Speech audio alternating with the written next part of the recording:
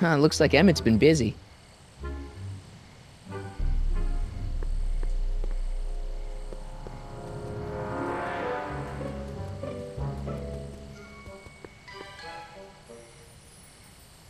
Pardon me, sir.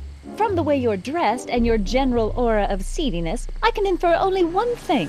You're heading for Tannen's speakeasy. Am I right? Yeah. Can't you tell me the way? Down. Straight down. The last stop before the inferno. Unfortunately, I don't have the power to stop you, but I beg you to tarry here a few more seconds and listen to my song. Me, me, me, me, me. You say you've lost your self-respect, but you should care. What in heaven's name? Oh, sorry, Miss Strickland. Just a little experimental prototype gone momentarily awry. Mr. Brown, why is there a dog in that vehicle? Why? Well, to advance the human condition, of course. Hello, Sonny. Sonny? Mr. Crockett, what are you doing in that getup? I'm going undercover. How exciting! You'll have to give me an exclusive sometime. Right now, I've got some souls to save. And you'll have to get an eyeful of my newest experiment. You're not angry about the rocket drill? Water over the bridge. I've moved on to bigger and better things. Come by the gazebo when you get a chance. I'll be setting up. You won't believe what Einie and I have been up to.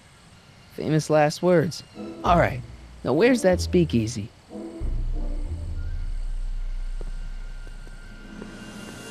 Sonny, you're just in time. How have you been, Emmett? I know I haven't seen you in a couple of months. I'm great, and I owe it all to you. Really?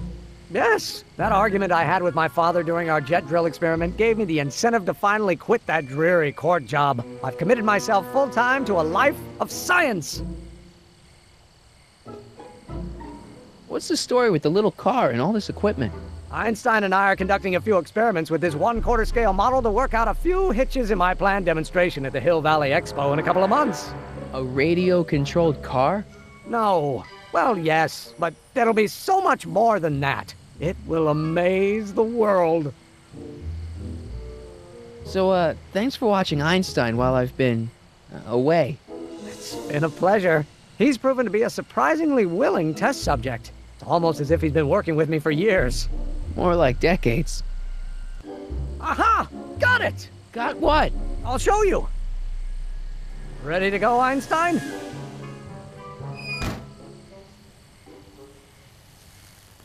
Watch this! When this baby hits 23 miles per hour, you're gonna see some serious cow flop.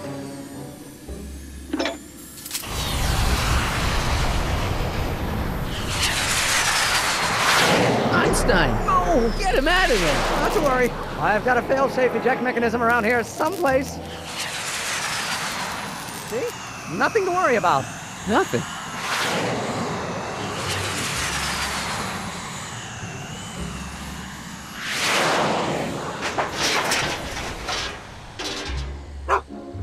I'll go see if I can find something to help.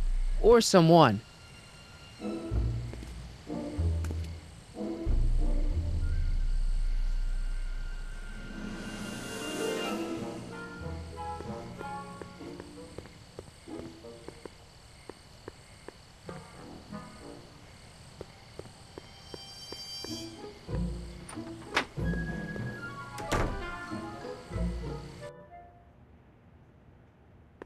Hey, Doc. How's the room? It's a little cleaner than I would have imagined for a Depression-era flophouse. How are your investigations going? Where'd you park the DeLorean? I hid it in the DeSoto lot. Nobody's buying cars these days, so it should be safe in there. I haven't really made any progress with Trixie yet. Well, get out there and make some. If she doesn't blow the whistle on Kid tonight, he may never be brought to justice. Why didn't you tell me I'd run into your younger self tonight? Because I don't remember being out here tonight. Clearly, your interactions with my younger self 2 months ago have slightly altered my personal timeline. I never had the nerve to perform public experiments like he's doing. No matter. Those experiments will be forgotten once I've seen Frankenstein. Frankenstein? Yes. Right now, my younger self is fiddling around down there with rocket propulsion systems for his demonstration at the expo. The thing that'll kick off your scientific career. Exactly. Now, the rockets are a horrible idea, and I'll soon realize that they'll never work. But eventually, I'll wander into that movie theater and see Frankenstein and clear my mind. I've kept the ticket stub from that movie in my wallet ever since. See? Why? Because it's during this movie that I'll have the inspiration for my breakthrough at the expo.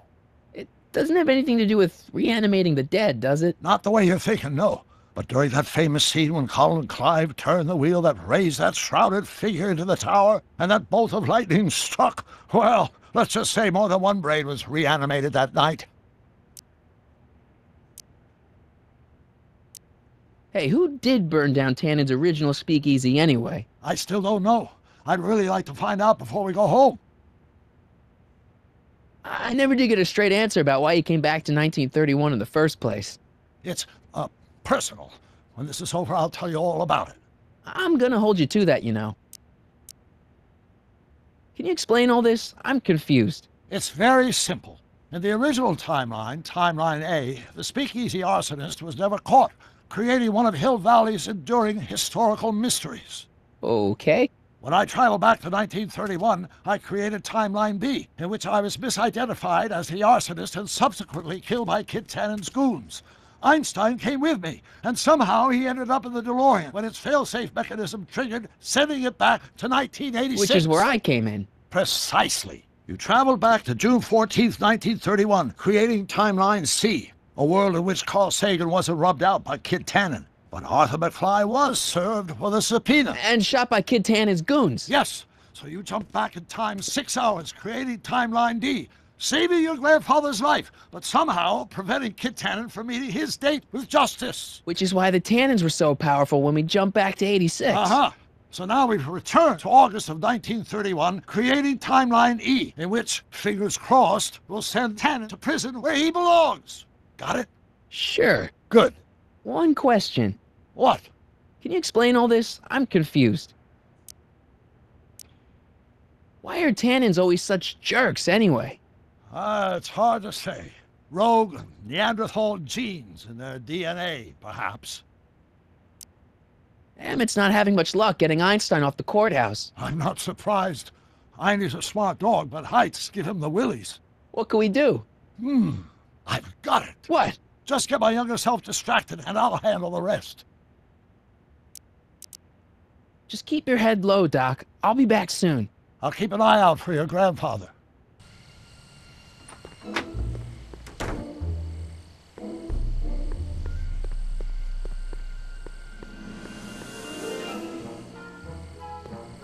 Don't worry, Emmett. I'm sure you'll get it right someday. Oh, I'm not worried about that. Right now, I'm more concerned with Einstein.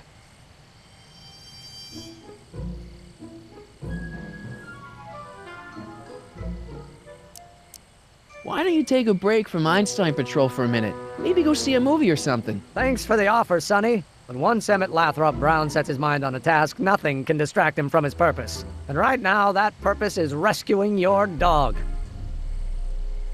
What went wrong with your rocket car? I'm not entirely sure. As soon as we get Einstein down, I'm gonna go look for it. What's up with you and Edna? A couple months ago, I could swear she was making goo-goo eyes at you. That was before my father had her stay-sober society meeting thrown out of our house. Now she takes every opportunity she can get to snipe at me and my work. It's very distracting. Why don't you go look for your car now? And leave Einie stuck on a ledge? Never! Dogs are much more important than any silly rocket car. Especially one that doesn't work at all. Do you know anything about Officer Danny Parker? My pop says he's a good cop when he's not drinking. Good. Of course, now I hear he drinks all the time. You know anything about Trixie Trotter? The songbird of the Sierras? The nightingale of the north? The floozy of the foothills? Never heard of her. And I've definitely never snuck into Tannen's speakeasy to listen to her. Have you seen that Frankenstein movie yet? I hear it's pretty inspirational. Not yet. I've been so busy with my rocket car that I haven't found the time. But I'm planning on going tonight. At least I will once I get Einstein down. Well, I'll go off and see if I can get some help. You do that. I'll stay here and see if I can think of a way to get Einie off that ledge.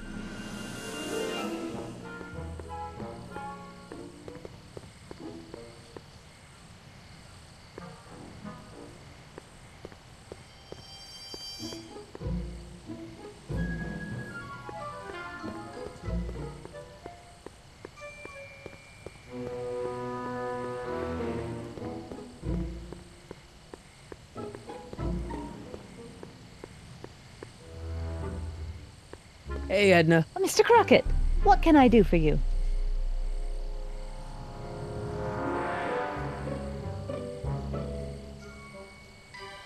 Hey, I got a hot lead for you. Oh? What is it? Young scientist strands dog on courthouse roof. What? Look over there. Oh, for goodness sake. Mr. Brown! Please, Miss Strickland, not now. Can't you see I've got a rather delicate situation on my hands at the moment? My trial run... Trial run? Public hazard, I call it. And I'm sure my editor will agree. This scientific enterprise of yours represents a clear and present danger to public safety. You know what represents a clear and present danger to public safety? Your singing voice. There's no need to get personal, Mr. Brown. Believe me, I have no intention of getting personal with you. I'm relieved to hear it.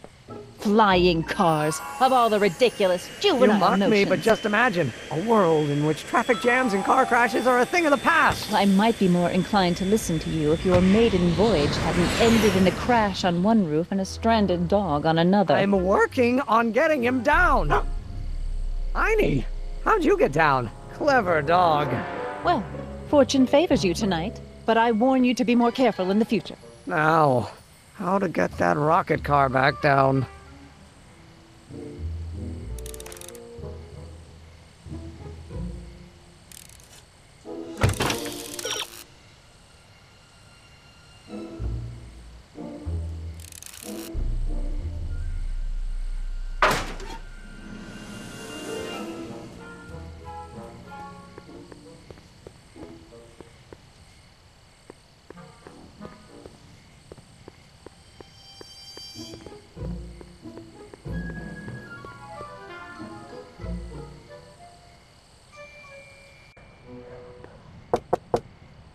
Who sent you?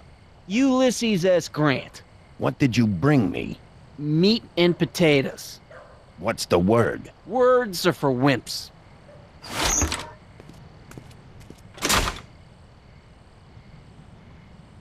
Ew.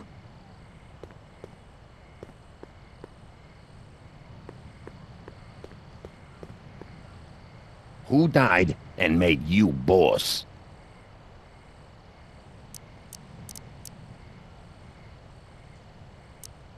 Boss Hog? What will you do if there's a raid?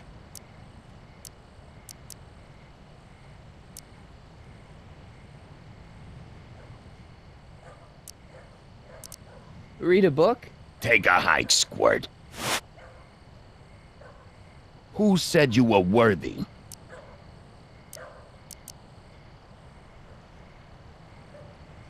Boss Hog? Who told you to come here?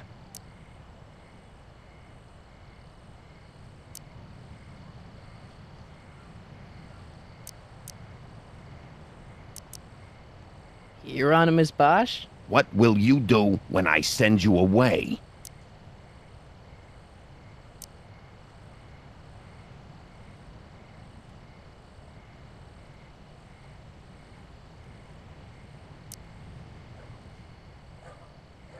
Row my boat? Who is the king of Siam?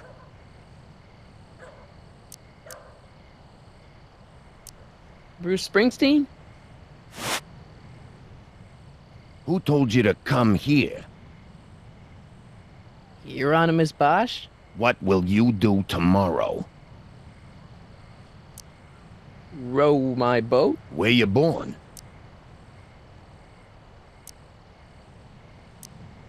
Hillvalley. Who told you to come here? Hieronymus Bosch? What will you do tomorrow? Row my boat? Where are you going?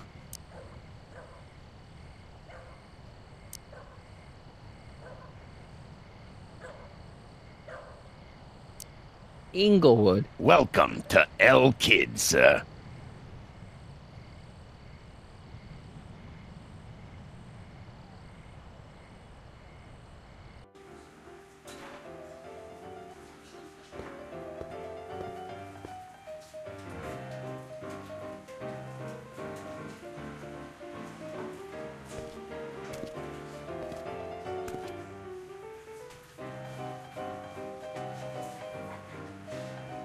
Ladies and gentlemen, it's my pleasure to once again present the hottest little number this side of the Rockies. And when I say my pleasure, I think you all know what I'm talking about, am I right? So let's have a big L Kid welcome for the one, the only, Trixie Trotter.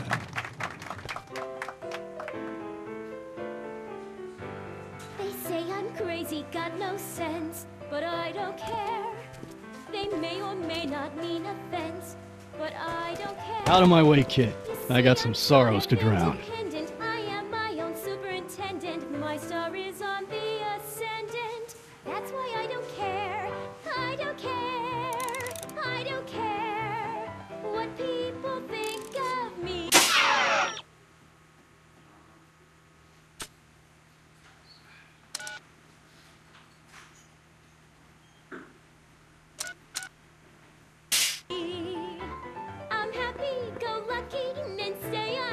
Hey, I know you. You're...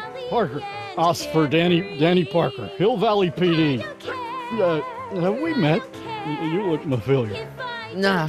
Well, stranger, sit down and have a drink on me.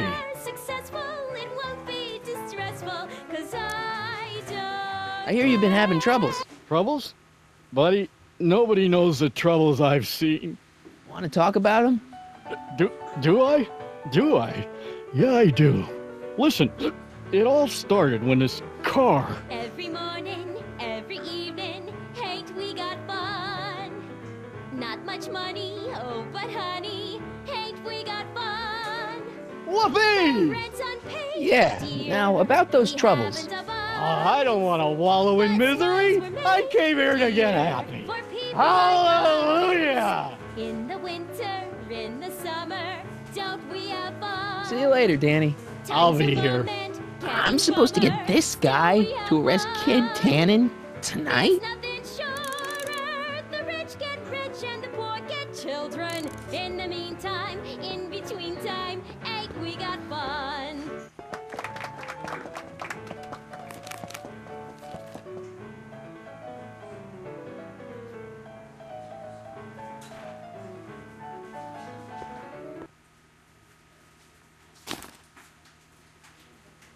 Come to me, my melancholy baby.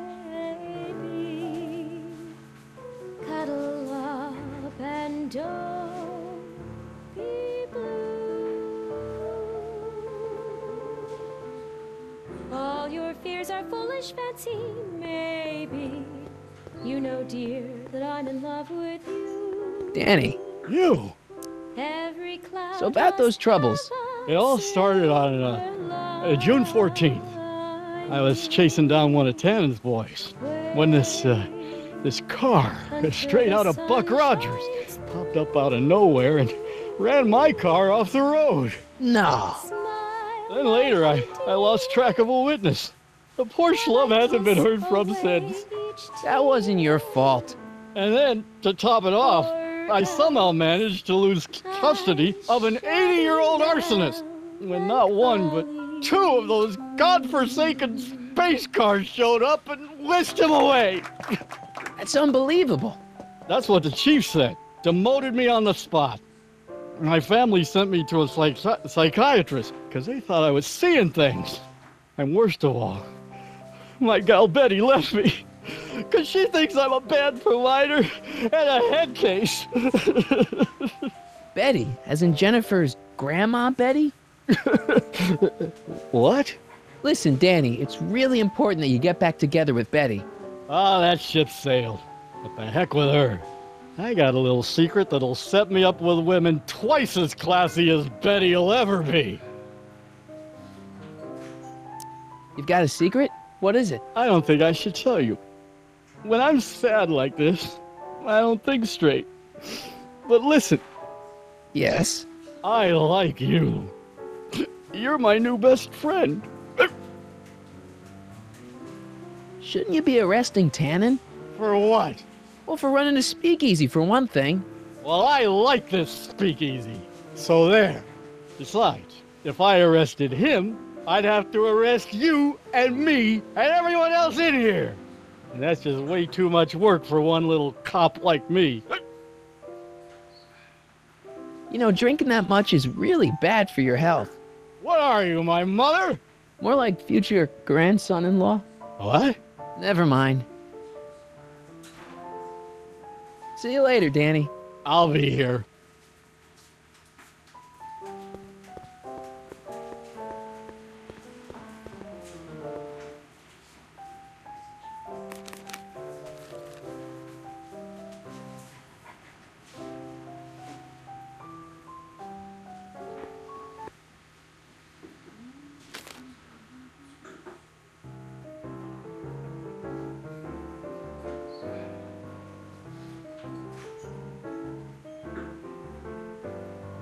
Whisper in my ear, so no one can hear.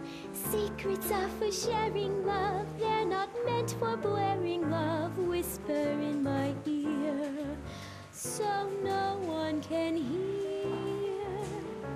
Shh. Whisper in my ear, let me read you soft and clear. Don't make it fortissimo, make it pianissimo. Whisper Danny, in my you. ear. So about that secret. Oh yeah, my secret. Well, you're my pal, so I can tell you, but don't let it get out. I've been working for Tannen for over a month now. What? It's true. All I gotta do is look the other way while evidence is getting destroyed or a truck full of gin is coming across the county line, and Tannen makes sure an extra bunch of bills makes their way into my pay envelope. Great deal, huh? No, not a great deal. What's the problem? People need to drink, right? As long as no one's getting hurt, why shouldn't Daniel J. Parker make a few bucks on the action? Just whisper, whisper, whisper in But people are getting hurt. Kid's a killer. Ah, that's just rumors and circumnavigational evidence. Although, that wall of fame is pretty spooky. Oh God, I've made a horrible mistake. I thought if I could get my hands on some money, that Betty'd take me back. But when she finds out what I'd done, she'll never even talk to me again. What have I done?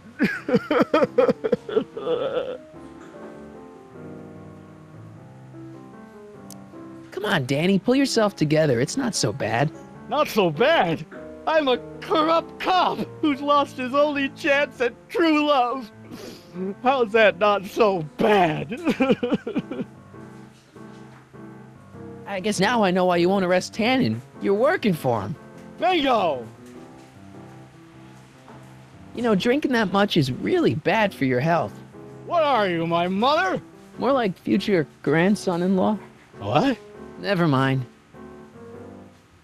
Hang in there, Danny. Oh, God.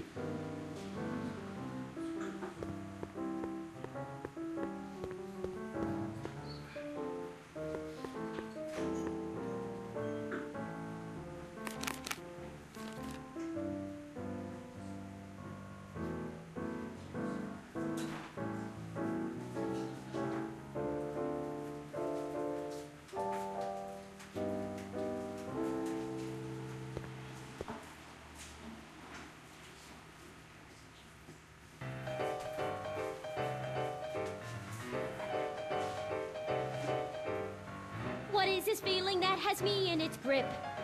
What has me on the edge and curling my lip? Worse in the blues or the front page news, it's rage. I'm overflowing. I've asked my doctor and psychiatrist too. They tell me that there's not a thing I can do.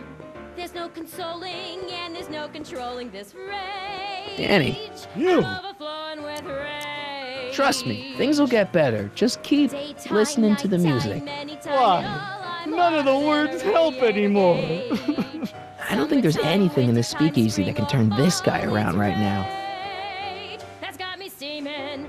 Hang in there, Danny. Oh, God. But there's a force in nature worse than the rest. There's something that I've got to get off my chest. It's rage. I don't care. It's the lyrics to her song. Rage. I'm like a villain on a stage or a lion in a cage full of rage.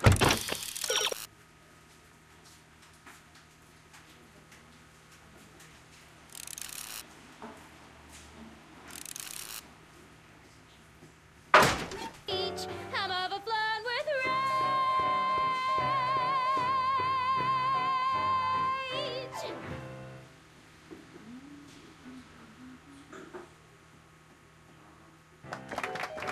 Hey, nice suit. Where'd you get it? Costume shop at the mall. I had it custom made. Yeah? Quality material. Who are you? Where you from? The name's, Sonny Crockett.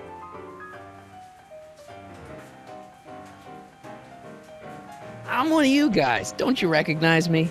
No. Come on. What's the dope? Spill it, or I'll... Go easy, kid. From the cut of the suit, I'm thinking he might be with the Valenti gang. Is that so? Yes? Prove it.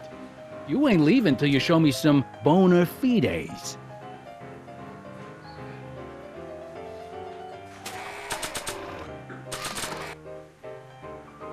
I've got a little something here that might convince you. Don't even blink. It's not a real gun. It's not a real gun, I swear. It's a gift from Don Valenti. See? To your family from mine, in gratitude for your continued service, J.J. Valenti. Looks like little Sonny Crockett here really is with the Sacramento boys. You got stones, Pee-wee. I like that. Have yourself a drink, on the house. Matches, put down your gun. You look like a moron.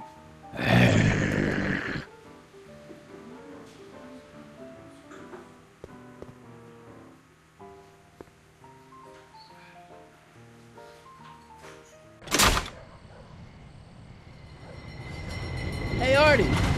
He's back.